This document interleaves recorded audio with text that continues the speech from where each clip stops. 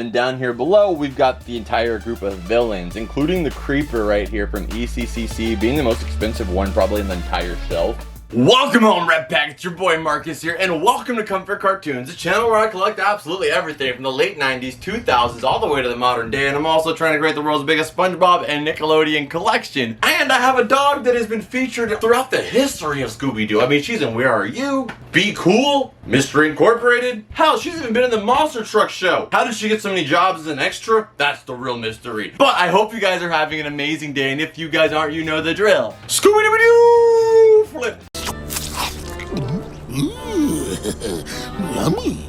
It's about to get a whole lot brighter up back because our boy is here. As you guys know, I am a huge Scooby-Doo fan, but I'm probably more known as being a SpongeBob Nickelodeon fan. But a huge part of my life, though, I can't lie, is the man, the big dog himself. Not the biggest dog, there's always Clifford, but the other big dog, the big Great Dane, Scooby-Doo. So today, guys, we're gonna be doing an updated look at my entire Scooby-Doo collection, just because I want to be able to capture it and then also be able to do this maybe a year or two from now. But right now, this is the Cartoon Network room. A lot of people have asked about the Cartoon Network showcase video, which we've already done. I'll link that in the description down below. But in that video, we went around the entire room briefly. Today, we are honing in on the Scooby-Doo stuff, and I'm also going to be showing you my entire Scooby-Doo DVD collection. So let's go ahead and start with the shelf, and we'll work our way into the DVDs. But we're also going to be getting really good shots of each item because I want to capture where the collection is now, so that way we can see how much bigger it gets in the next couple of years. But anyway, without further ado, let's get into the Scooby-Doo.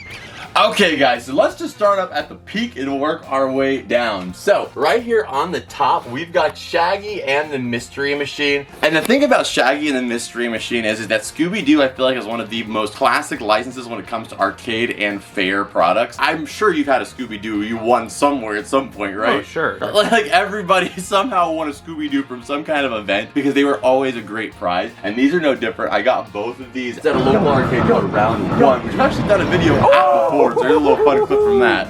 And then back here we've got this random cup. Like my Scooby-Doo collection, I'll just put anything on here, whereas like a SpongeBob collection, I have so much stuff that I have to really decide. But for this one, I can just put everything. And then next up, we've got the ID Mystery Machine. I love this thing, but I don't like the way they displayed it in the box, because all you can see is the top of the Mystery Machine. Is there anything iconic about the top of the Mystery Machine? If you're Fred and Daphne, maybe. But I mean, like, literally every side of the Mystery Machine is iconic, and they just go with the top for the display. Trivia fact, who owns the Mystery Machine? Fred. You're not wrong. Daphne's dad bought the Mystery Machine, but Fred and Shaggy, I think, kind of co-own it. I just feel like I'm wrong. Like, I just feel like that's a straight wrong. But then we have this guy right here, which my mom told me was a viewfinder, which it was actually a laser. It almost, you know, blinded me. So we have that. We have another Burger King toy with Daphne and Velma. Really cool. Behind this is actually a open one, but it's this box right here. This is actually a picture of the guy behind the camera right now, Parker, when he was younger at his birthday party. He's like, I'm this many old. Parker, we don't know. You're not 10. Are you 2? What? But it's a great item and just really, really fun too. Super collectible as well. And it's also for Mystery Incorporated, which I've mentioned it many times before. It's, probably one of the best versions of Scooby-Doo. Let's get him out of here. Okay, now this one, man, we did win this at the arcade, but that was the one clip, remember, where that didn't work? Oh, man, that was rough. Maybe next year we can win another Scooby-Doo prize or something else that could fit in this room and we'll capture it. Until now, it's rigged. Yeah, and I also wasted $200 on a basketball hoop. But we got that right there. These two are amazing because we found one of these at the flea market with my mom, but I paid $15 for that one. And then I found this one sealed and this one sealed, the original green label Scooby-Doo branding right there. Brian, put the laugh. But I got them for $5 each. So I bought one open for $15 when I got 2 sealed ones for $5 each. That's the way it goes. Seriously. This one right here is in particular is my favorite. I never had these ones growing up, but I did have several of the bubble baths that are on screen, the multiple different cartoon bubble baths that exist. Did you ever have any of those ones? They're like shaped like the character? Actually, yeah. I had quite a few. But we have that right there. All this stuff you guys will see I found from different places. This right here I found at a garage sale. It is a sealed copy with the awesome Cartoon Network logo of the Scooby-Doo VHS. I found this for 50 cents at a garage sale. I mean, you can't really beat 50 cents. I mean, 25 cents. 23. Nope. Cents? A nickel. 22. Nothing's lower than a nickel. Okay, guys, just pause the video real quick to remind you the Whatnot stream this Friday. It's going to be so much fun. As always on the streams, we are celebrating animation with Nickelodeon, Cartoon Network, and Disney vintage stuff. It's going to be so much fun. And make sure you guys have it bookmarked so you guys do not miss it when it goes live and you get the notification. But anyway, on with the video. And then after the VHS, we have some Scoob Band-Aids from the movie Scoob. These are relatively recent, but I got those there. Then we've got the double showdown of Scooby-Doo and the Mystery Machine, both as monster trucks. This one right here actually does exist as a monster truck, but this one right here I do not believe is. But I mean, Scooby-Doo is like SpongeBob in the sense of like they merchandised everything. So you even saw freaking monster trucks as Scooby-Doo. And then down here we've got the Artist Series Scooby-Doo, which is the Mystery Machine theme. I won't be featuring this one opened up just because it does come sealed like that. I'm gonna keep it just like that. Right over here we have an awesome, amazing lunchbox that was released at Spirit Halloween in 2022, and it was also given to me by a friend named Fausto and a member of the Rep Pack, so that's an amazing piece. And then over here, I mean, you know these guys, dude. We've been looking for them for a while.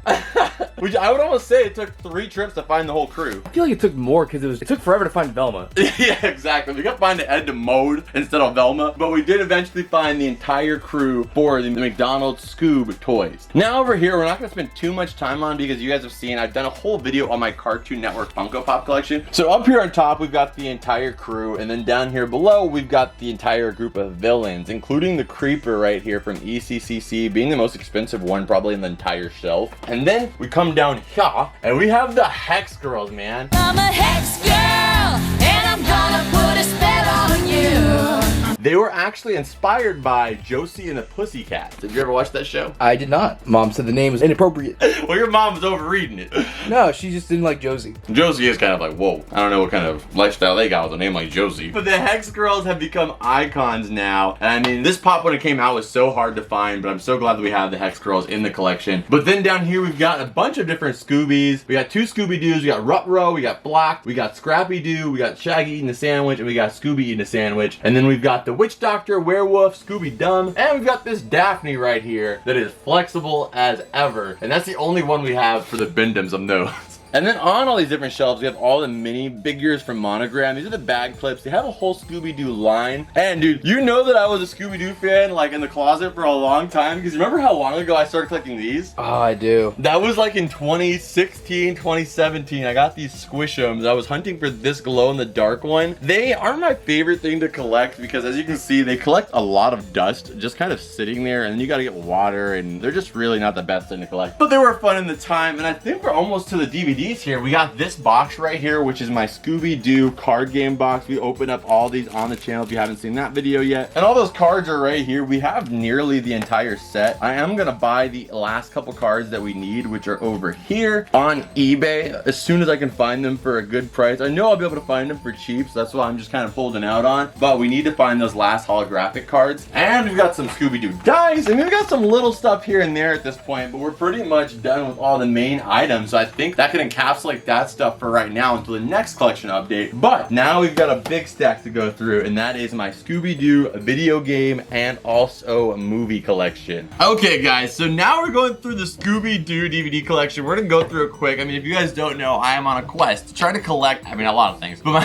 quest to try to collect every form of Scooby-Doo media. I am far from that, but I'm also trying to do it in the cheapest way possible. So that means getting combo DVDs. I'm not necessarily trying to collect every single individual disc, every single VHS. I just want to be able to watch every single episode whenever I want to, and I feel like I'm working towards that slowly. So first off here, we're gonna start with the original Where Are You Scooby-Doo, which they released this awesome a Blu-ray box set for Scooby-Doo, the complete Where Are You set, and it also came with this Funko Pop, which is so cute. You can only get it inside of this box, but you'll see that it has all the discs in there as well. I think some are taken out because I'm actually watching some of them still currently, but you can see all the discs have different characters. Super high quality box. And on top of that, you get a digital copy of the movie and a complete Scooby-Doo encyclopedia as well, with multiple different things on the show. You get the full character profiles, breaking them down, their height. Ooh, let's see this one. How tall do you think Shaggy Rogers is? 6'2". 6'2". 6 foot. How tall is Batman? He's 6'2". Yeah, a little short guy. Not compared to the big 6'3" here. But Oh, you? yeah. Who's 6'3" in here? Not you.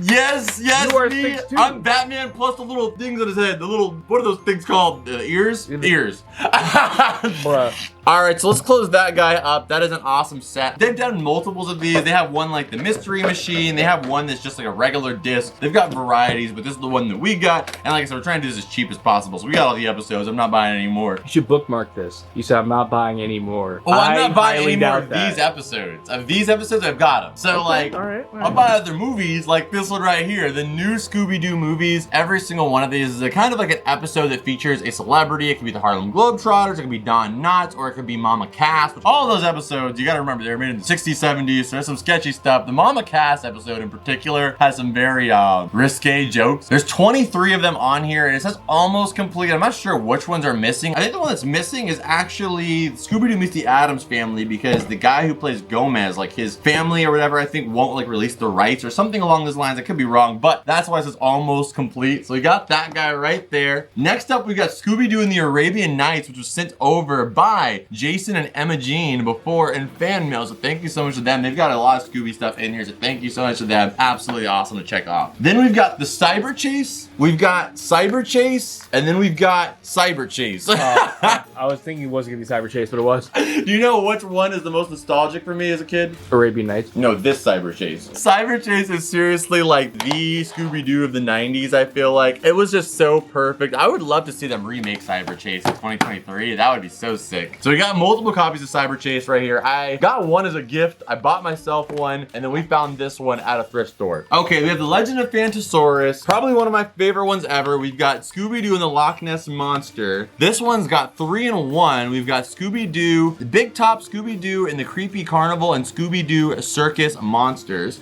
Okay, and then next up we've got one of the best, I mean everybody knows, the best Scooby-Doo movie of all time, Zombie Island, but then not so good Return to Zombie Island, but I mean you got both of them in one disc, you can't beat that. Next up we got Scooby-Doo Camp Scare, which is kind of one of the more scary and edgy versions of Scooby-Doo, I believe. We've got this one, I think we found this at a thrift store as well, and that is the Scooby-Doo, we got 13 Spooky Tales, and this is all Halloween episodes. But it does have some kind of variety episodes from other discs, because we have the Scooby-Doo meets Laurel and Hardy, which is also on this disc as well. So that's the thing with Scooby-Doo, is it's been around for so long. Sometimes you have to buy a disc that has like literally 9 episodes you've already seen, just because there's one on there they haven't released yet. I don't think that's a common problem for people. It's a common problem for me, and I am my people. Next up, we've got Scooby-Doo and the Goblin King. We did open this one up. We found this one brand new sealed inside of a thrift store, so that was an awesome one to find. We've got the iconic, new and iconic frickin' Scooby-Doo meets Courage the Cowardly Dog. I have watched this movie twice now, and I just think it's absolutely wonderful. I do think that it could have been more scary, because like, Scooby-Doo's like, oh, you know, there's a local thief who's stealing diamond rings. Courage is like, oh, there's a demon that's sucking the souls out of anybody under 35. There is a whole different realm of like scariness and lore and monsters and stuff. So I think it could have made the movie a little bit more scary, but because it is Scooby-Doo, I'm sure they had to tone it down a little bit. Next up, we got the 13 Ghosts of Scooby-Doo. We got Shaggy with the red shirt. When you were a kid and you watched Scooby-Doo, you're like, oh, why does Shaggy have a red shirt on in this episode? You know what? I actually do vaguely recall that. Yeah, and that's because that's these episodes, and they would mix them into the rotations. Next up, we got the Monster of Mexico, which I did not have. This is just like some random episodes from What's New Scooby-Doo. Then we've got one that I'm so excited to have, and that is Pup Named Scooby-Doo. This show, along with Baby Looney Tunes, was my shows. Like, I was a kid who was always having stomach aches. You know, maybe a little rumbly in the tumbly. Because you were hungry for, well, but not knowledge. I was hungry for middle of the day entertainment, man. Freaking house moms are saving it all for themselves. I used to watch A Pup Named Scooby-Doo all the time. It was one of those shows they would play during the day when everybody was at school. So it was like, oh, a little reprieval, something decent. And then next up, we've got Scooby-Doo and the Legend of the Vampire. I mean, there's so many Scooby-Doo movies. They basically make 1 to 3 a year. It's been around for 50 years. They've got a lot of movies. Then we've got the 3 out of the 4 live action Scooby-Doos. We have the first 2 right here, which I know you've seen one of these, right? Absolutely. I can never forget that version of Shaggy. Matthew Lillard, he actually then took on the role of Shaggy as well. I think that there was somebody else who did Shaggy right between the 2. I could be wrong there. Ryan will pop it up on screen. And then we've got got this one right here, which is a straight to Cartoon Network release with Robert and Mel. We're gonna put this over to the side right here because that's all of our live action movies. That's all the Scooby-Doo movies. Now we got a couple video games, which isn't much, but we are done with the Scooby-Doo movies. I know I'm missing a lot, but we go, we do a lot of hunting, so I find them here and there, and eventually I'll get there. But right here, we've got a straight to the PC game, Scooby-Doo Showdown in the Ghost Town. We got Scooby-Doo Night of 100 Frights. Freaking amazing game. I love that one. From Terry and Evan Hill, we have The Ancient Adventure for the V-Flash. And finishing it up, we've got Scooby-Doo The Spooky Swamp, the last Scooby-Doo video game to ever be released. What? Yep, and we found this at a garage sale for $1.50, so you can't beat that. Absolutely awesome video, guys. I had so much fun recording this, and it's perfectly on brand with the whole Halloween vibes going on right now in spooky season. If you guys enjoyed this, make sure you guys smack the like button. Subscribe if you're new. You don't want to miss the next update on the Scooby-Doo collection when we do it. But if you're new here, let me explain, and if you're not, you know the drill. Scan it.